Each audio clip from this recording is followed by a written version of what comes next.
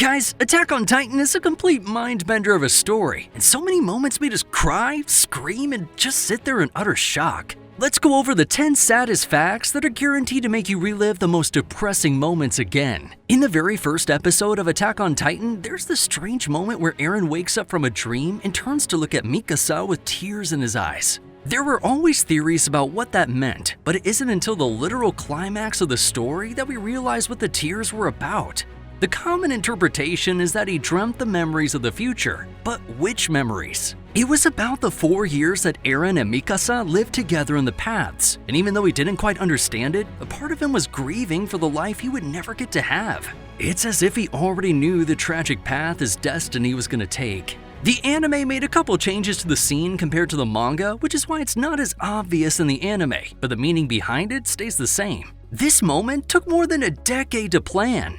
And speaking of the first ever episode, let's talk about how the entire story is told from Armin's perspective. He's the one narrating the story. His voice starts the story, and he's also the one narrating at the very end. This means that the entire story is being told from Armin's perspective after everything has already happened. This makes sense, especially since Armin, as one of the survivors, saw everything through till the end. And just like the beginning, he was the last one out of the 3 to make it to the tree again. And if you got no idea what I'm talking about, watch my other video explaining the series ending here. Just knowing that Armin is telling it after everything has already happened means that he's not just a character in the story. It puts into perspective how the story was always meant to unfold the way it did, as if they truly never had a choice. Though it's also kind of funny how some may consider Armin an unreliable narrator because of his bond with Eren. Maybe Eren may actually have been even worse than what we saw. Moving on, Levi seems to be an unshakable, stoic soldier, but deep down, he's haunted by guilt. Remember the Levi squad from the first season? We're talking about Petra, Oruo, Eld, and Gunther. Levi hand-picked them and believed in their ability to survive, which is why when the female Titan brutally slaughtered them, Levi himself felt fully responsible for their deaths. Those scenes where they have no choice but to throw the corpses of the Levi squad, or the scene where Petra's father is talking about marrying her off, are just brutally painful because you know Levi is just drowning in guilt. And it doesn't stop there. Throughout the series, he loses comrades again and again. Each death adds another layer of grief that he quietly buries inside. He never lets it show. By the end of the final battle, when everyone is celebrating with their loved ones, Levi sits alone. All of his OG comrades from the Survey Corps are gone. There's no one left for him to reunite with. But then something happens. Levi sees a vision of his fallen friends. And guys, in that moment, Levi finally allows himself a small smile. He salutes them back and finally finds some peace. Next, we have one of the most shocking twists in Attack on Titan. It's the revelation that Eren, using the power of the founding Titan, was the one who caused his own mother's death. Eren influenced Dinah Fritz, the smiling Titan, to head toward his home in Shiganshina instead of chasing Bertolt. Why would he do something so cruel to his own mother and also to his younger self? It's because Bertolt wasn't supposed to die that day. Eren believed that everything had to happen exactly as it did in the vision he had. He didn't have a clear picture of the future. The only thing he could do was to make sure that those glimpses play out and connect with the broader picture. But that included Bertolt's survival and the death of his own mother. The boy who swore vengeance against the Titans for taking his mother was, in the end, the one responsible for her death. It just shows how unfree he truly was until the very end. Next, we have the symbolism behind Mikasa's red scarf. Yes, it's a gift from Eren, but it's also a symbol of her love, her loneliness, and everything she clings to. He gave it to her during the darkest moment of her life, and it offered warmth and hope when she was left with nothing. From that moment on, the scarf became a reminder of Eren's presence in her life. The scarf became her home.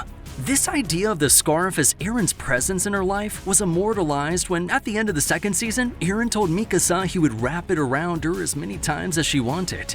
This was his way of saying he loves her. The scarf was always her idea of home. In the end, she took it to her grave because she never wanted to part with Eren, her home. Now, Eren's helplessness is painfully clear in the refugee camp scene, when he breaks down and apologizes to Ramsey in a moment of raw, unfiltered emotion. On one hand, he believes he has no choice. The rumbling is inevitable, and he must become the world's greatest villain to ensure freedom for Paradis. On the other hand, he knows deep down that he's the one making all this happen. Let's also consider his conversation with Armin, where Eren admits that he doesn't want Mikasa to move on or find someone other than him. It shows he hasn't even made peace with the ending that he decided for the world. Alright, next we have the baby on the cliff scene. Honestly, it's perhaps the most striking visual metaphor in the entire story. The scene is a reminder of the brutality and hopelessness of Eren's plan. It forces us fans to confront the innocent lives caught in the crossfire of generational hatred and violence. However, despite facing certain death, the mother and then every other human on the cliff come together to protect the baby. As they get crushed under the weight of the Titans, they keep passing the baby forward to keep the baby alive. They know that everyone, including that baby, will be crushed, but still they can't help but try to have at least one of them survive. And remember the memory about Armin reflecting on Bertolt crying and saying someone has to have blood on their hands? This moment brings Armin's trauma full circle. Bertolt's words reflect a heavy burden of being forced to hurt others for the sake of a greater cause, something that Armin himself also resonates with, especially after what happened in Marley. Just like him, Armin learned firsthand the pain of carrying the weight of necessary evils. This shows how the cycle of war and sacrifice affects everyone. It turns even the kindest souls into those with blood on their hands. Despite being on the opposite ends of the conflict, Armin and Bertolt are the same. Next is Sasha's last words. When she's shot by Gabby and her life begins to fade, Sasha uses her final moments to ask for meat, which is just so Sasha. But there's actually more to it. In Japanese, the word for meat is niku, which sounds a lot like Niccolo. Of course, Sasha was definitely asking for meat, but it's hard not to think about Niccolo too. After all, he was the chef who made her the best food she ever tasted. After her funeral, Niccolo places white roses on her grave, symbolizing everlasting love, and stays with her family to honor her memory. His love for Sasha was so pure that he could never love anyone else. It's so depressing that he never confessed in the end. While Sasha's love for his food was so eternal that even with death ready to take her away, she wanted nothing more than another bite.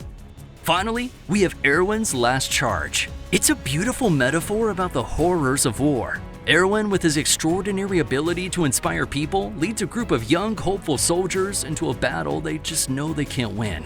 All their hopes, dreams, and futures are thrown away just to distract the enemy for a few seconds. With Erwin's words, he convinces the soldiers that their sacrifice is worth it, that even a small distraction can make a difference. But when you watch them being killed so brutally, it's clear what their final thoughts must have been.